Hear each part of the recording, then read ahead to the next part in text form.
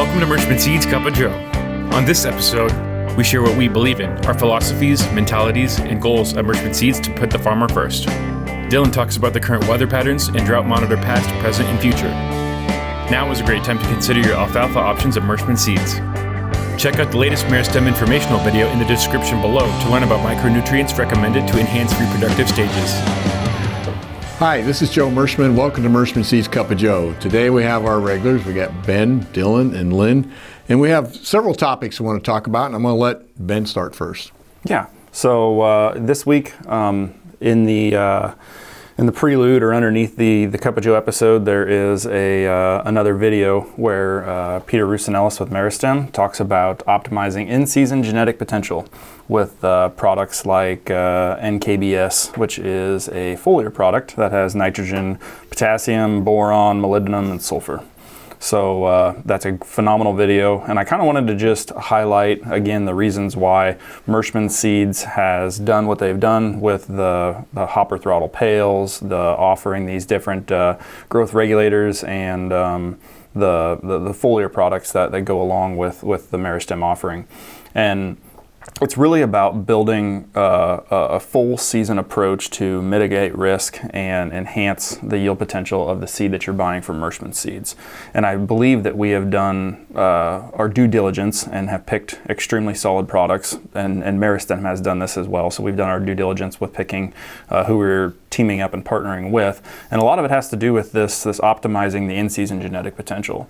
So when Peter goes in and talks about the NKBS, he does a nice job of explaining the products that are built into that system, the Brant technology that is associated with that system, and why you get some of these added benefits by using these products. Yeah, with the Brant system, is there many decades of experience working with micronutrients and how they get into the plant and through the leaf, and definitely there is a difference between products, between companies. Exactly. So when you start off at the beginning of the year and you look at their full program approach, whether it be on corn or soybeans, when we start either with a product breakdown product like the excavator, but really when it starts is when we're using the hopper throttle portion of things. And when we develop a bigger, faster, healthier plant, we have talked about this for years, and with our Tripidity product that's in our seed treatment. This is like that Tripidity product but on steroids, because with the hopper throttle, whether it be for the corn or soybean side, you are getting that plant off to be able to handle stress later on in season better, because you're getting a bigger root system. You're pushing that plant through the ugly duckling stage, whether that be the corn or soybeans. Both of them have that. Usually it's caused by carbon penalty or root size or things of that nature. But we really do have a full system approach, and I firmly believe that growers need to take a strong look, whether it be with a Merschman rep or with a Meristem rep, that we have a season-long approach for guys to really hammer home to get the maximum genetic potential out of the products that we have. So, like I said, in this video that he's talking about, he's highlighting a lot of their foliar products. The fact that the NKBS is a kind of all packages pushed into one to really take the spot of many of the competitive products that are out on the market right now, and juice that product to push for the last stretch. The NKBS is a product that would be put on during tassel time frame, and you'd apply it with your fungicide, so it's not an extra pass out in the field. But that's a very strong product to push kernel fill, to get that plant energized for its last shot on getting kernel weight heavier. So I highly advise you to give that a listen. We've had 3 of these videos so far. We had our post-harvest meeting where Peter did a presentation that was almost an hour and a half long. So give those things a listen, and I'm just kind of recapping and highlighting that we have some awesome material out there that does excellent training on, what are these products all about.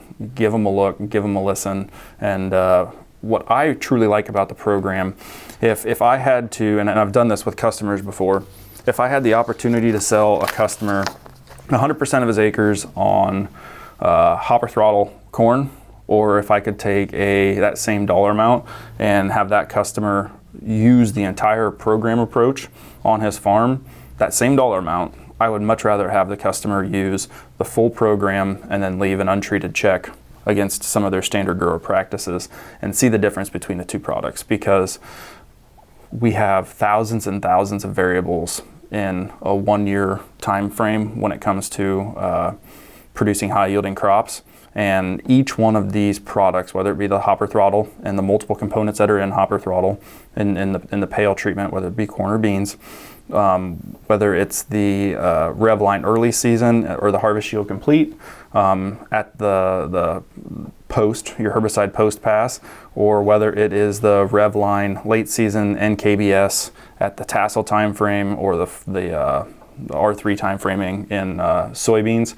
What we're doing is we are putting a full package together to mitigate whatever risk is out there, whether it's too hot, too cold, cloudy, drought, whatever that situation is. When you use the entire program approach, you will have a higher likelihood of having a higher return on investment on the entire package rather than just using one of the products. So I kind of wanted to talk about that. I know we hadn't really hit on that for a while, but the whole program approach is definitely something that I think growers that own their own sprayers should definitely give a hard look into. I take that a step further too. We've talked about with Brian Hefty at their, I can't remember if it was an Ag PhD episode or maybe their naturals as well. There's also a component too to, as you're doing this, make sure you're keeping good data over an extended period of time too, to not only look at this on a year-to-year basis, but maybe look at this on a 5-year, related to your variability, that at different changes, potentially the program might yield break even 1 year, and then the next year it might be 15 or 20 bushels, and then it might be back to break even. But when you look at that over the course of a 5-year span, your 5-year ROI, your 10-year ROI is going to be exceptional. So there's always unknown variables that we can't control. But to your point, when you're talking about try to mitigating those risks, what we're doing here is trying to find there's potentially one thing, two things, maybe even three things that is going to hit that's going to get us to that point where we're at least breaking even or going higher. Unfortunately, though, our crystal ball isn't that clear that we don't know what that's going to be. In beans, maybe 1 year, it's going to be the inoculant early season that really gives us a great bang for the buck. But for dealing with that, it's not worth the risk on the backside to give up the rest of the program to just see, if that's going to be the magic potion there that gives us that. So 100% agree with your sentiment there to try it. Pull back a little bit, maybe don't go broad farm on one thing, but to try the program and then be able to see what that gives you from an overall yield component. Because I think part of the I guess behind the curtains of this discussion, we do get a lot of conversation with folks that use starter fertilizer, and they're going away from starter fertilizer because they basically say at Greenup, I see really good results, but that doesn't translate to yield. And at the end of the year, there's something missing there, whether that be a fertility, maybe it's something that's a late stress in the pod fill or grain fill that's not translating that you're either not getting the correct amount of nutrient into the plant, or it's not plant available. But when we talk about that starter in particular, those folks that are in that, you're missing something. So when you do a program approach, we're hoping that we're covering all of our bases, and then don't give up on that if that's something that you feel like is working for you. You're seeing that. Try to stack something like this on the backside of it to see if you can continue to push that plant to yield. Because some of it, what we've talked about is you built a bigger plant early. That plant has more demand, and if you're not feeding it on the backside, it's actually going to cause a little bit of a detriment. Because essentially you're building this nice big bodybuilder and then starving them right before the competition happens. Right.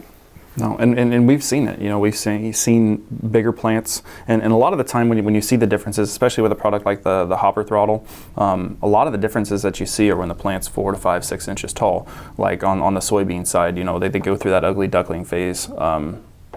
Either they don't go through it, or it's in a shorter, because it's like having starter. So it'd be like in that shorter window to keep that plant moving forward. We've done root composites where we have larger root systems on corn and larger diameter stalks on the corn side from tassel time frame or whenever we were making those measurements. But you are correct. What we are doing is we're covering all of our bases, mitigating as many different stresses that are out there. And I highly encourage growers to give the program a look and figure out how to incorporate it into their system on a handful of acres. Dylan, you have a little bit of comment about this potential stress that we talk about things that we need to mitigate, and obviously moisture is one of the big ones. Yeah, so I mean, there's a lot of different kind of weather situations going on in the world that we're in kind of right now. It's a little bit different everywhere.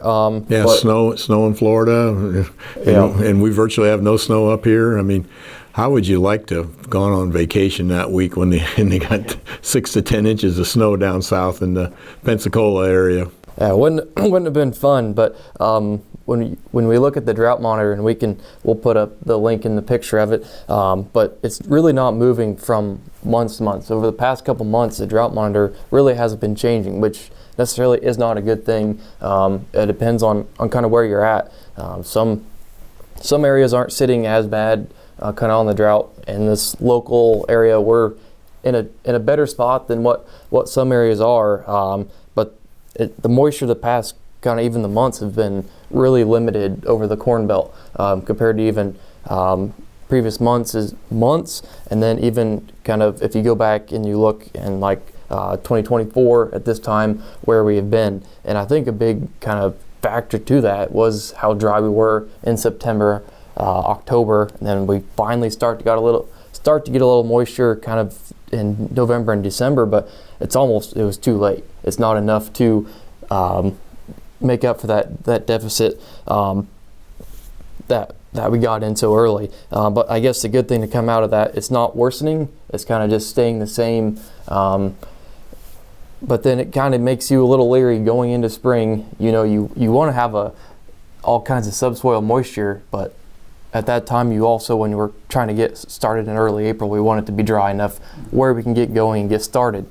It kind of seems like it's all over the board. You listen to one kind of weather kind of platform, I guess, and they talk about it might be really wet in March. That could potentially help on our moisture, but then some say it could be dry. So right now, anyway, it seems like we're going to be kind of in a dry spell. We just aren't getting the moisture that we need to get that subsoil moisture up.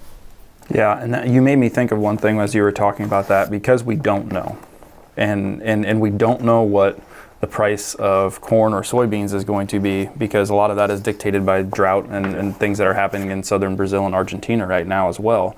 Some of my pushback that we've gotten with these Meristem value-added yield enhancement products is, the grain market isn't that great right now.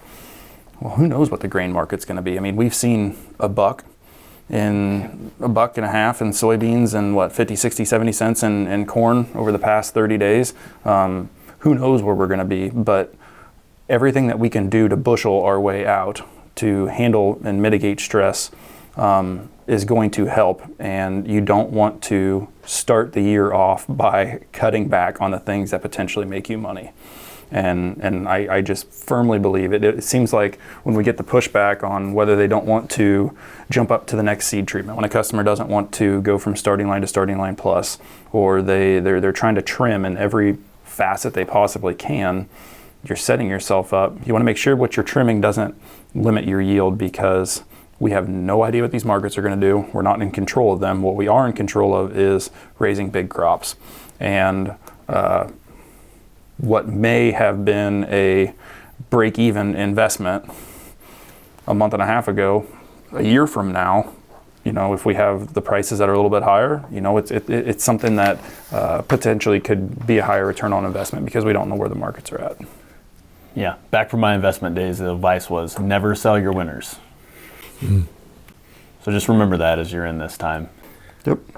I want to round up here. Just for our customers that are in the alfalfa market right now is a great time to be, if you haven't already considered alfalfa, to be making those preparations. We like to see the alfalfa put in place, coming into the month of February, so that way in certain markets by the end of March, early April, you're able to get that seeded. So I think for this year, once again, we've talked about it. There's been some major changes when it comes to the alfalfa market as far as the players that have gone out with Bayer no longer being in the game, Pioneer's no longer, Corteva is no longer in the game. Our partnership with America's Alfalfa and bringing Harvextra and some phenomenal traded lines and probably the most robust conventional lineup in the alfalfa game.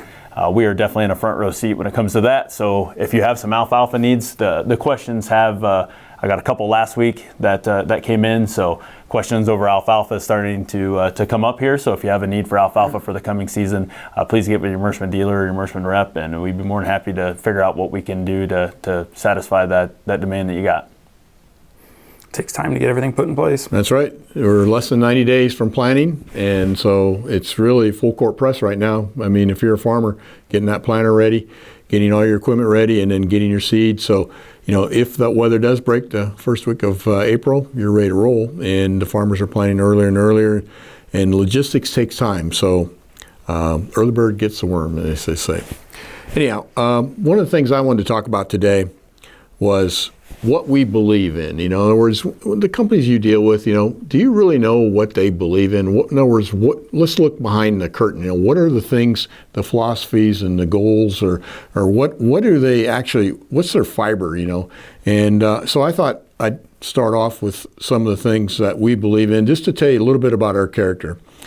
And first of all, our company was founded in 1954 by Bill and Bernice Merschman on a small farm between West Point and St. Paul, Iowa. And that philosophy that they started with has continued and has been drilled into us, even though they're not here today. And that was to treat customers honestly and with integrity above all else, and that we have a mentality of farmer first. What that means is whatever we bring to the farmer, they are the ones that have to benefit from it first. And we have done that ever since the first day. And another thing that is very much in our DNA is quality. We work very hard to sell quality seed and present it in a quality process and do everything we can to make sure the quality is there. And we back it with service.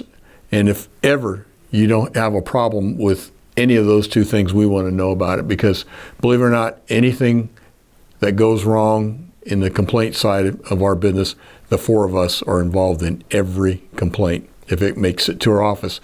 And if it's very important, because we don't get very many complaints, and when we get a complaint, we take it very personally. What else would you say is one of the core principles of what we believe in, Ben? I would have to say innovation is another piece of that holds up very, very strong. You look at the Meristem stuff that's behind us. You look at PowerCore being one of the first companies. I think we might have been yelling about PowerCore the loudest. We were the first to bring that trait to market, even though it may not have had refuge blended the first year that we brought it out. So I mean, we are willing to push the envelope on innovation and technology when it comes. Whether it be the PowerCore, the Enlist, the LLGD27s, Liberty. There's so many things that we have done. Hyper early wheat this past year. Yep, hyper early wheat is a good example of that. There's so many things that we're pushing the envelope on because we want to be the first ones to provide our customers with things that give them positive return on investment. And that's where that farmer first mentality comes in, because we're looking for innovation, and all of you are farmers with your family, and so you're looking for yourself. You're looking for what's the next thing that can set me apart? What's the next thing? And we are not necessarily focused that margin has to be the number one thing. And that's why we're independent. We can take products from many different sources.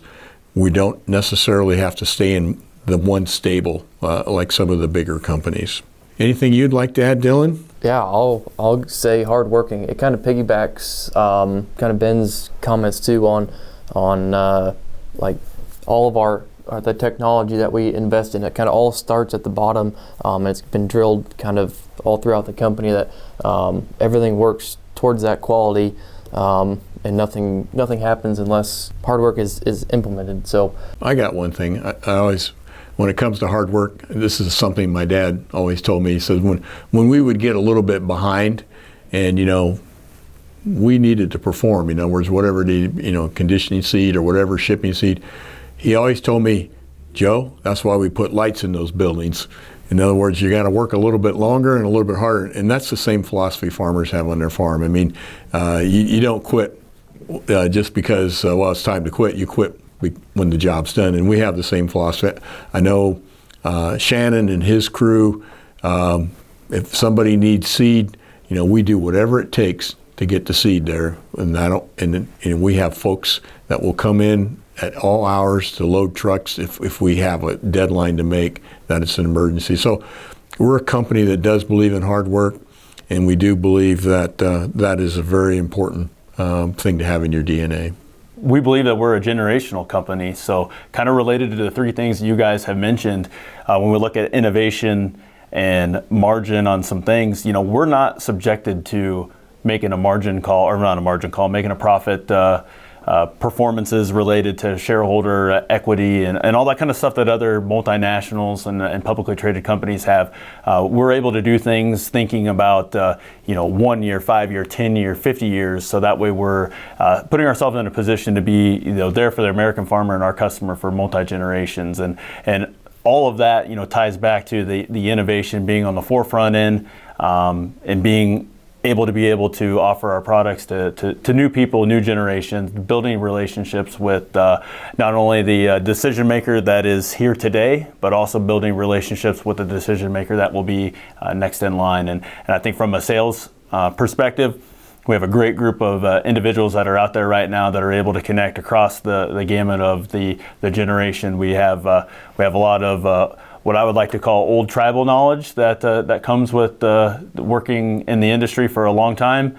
And unlike some other companies, we're not getting rid of those people. We're keeping them around and making sure that we're not making some mistakes that have been done in the past. We're also bringing in new individuals that bring a lot of energy and a lot of new innovation and new educational opportunities that come up a lot. So when we look at this, this is a generational company that we're excited about where we've came from, but even more excited about what's left to be had. Hey, very, very true, Lynn. We're not focused on the next quarter or like our government, the next election, and that means we're willing to put investments in place. The Enlist E3 investment that we made, that one took 20 years from start to finish, from concept to when we actually put the first product out. So that's the kind of things that we're willing to do, and that's no different than the family farm. I mean, there's things that are done by your grandfathers that the grandchildren maybe are benefiting from. So it's a good philosophy. And I really think the other thing that sets us apart too, we're willing to invest in people, like you said, Lynn, as well as equipment. If you come to our facility, it's modern, it's up to date. We're constantly improving it every year. We try to figure out how we can do things more efficiently or better. And when we put our color sorters in, that was over $1 million investment, and it just basically works with that quality issue. So we try to stay ahead of the trends. And I think the last thing I'd like to say that is part of what we believe in is we believe in that we care about our customers. We really care about our customers. When a customer has a problem, it ripples through our entire company, senior management, and we're constantly talking about it and trying to figure out how we can help them. So we do care. So if that's the kind of company you want to do business with, then you should buy 100% from Merschman Seeds, okay? And we sincerely appreciate those of you that are already doing that because we wouldn't be here without you. So that brings us to the corny jokes. It's been a cold week, so I thought I'd continue the cold theme, okay? It was so cold this week, I had to use an ice tray as a heating pad on my sore back, okay? It's colder than a freezer at the North Pole. That's how cold it's been this past week. I want to explain to you the difference between weather and climate. You can't weather a tree, but you can climb it, okay? It's colder than skinny dipping in a snowstorm. That's how cold it is, okay? It's colder than a brass toilet seat on the shady side of an iceberg. It's so cold that my heartburn got cured this week. And lastly, if you want to warm up, here's some advice. Whenever it gets cold, stand in the corner of a room for a while. It's usually 90 degrees. Depending on your contractor. Yeah, depends on the contractor. My old house had only been about 78. You might be right. Anyhow, thanks for watching this week. We sincerely appreciate your business. Remember, less than 90 days till planting time, so it's time to go. And as always, hope your family is safe and healthy. We'll see you next week.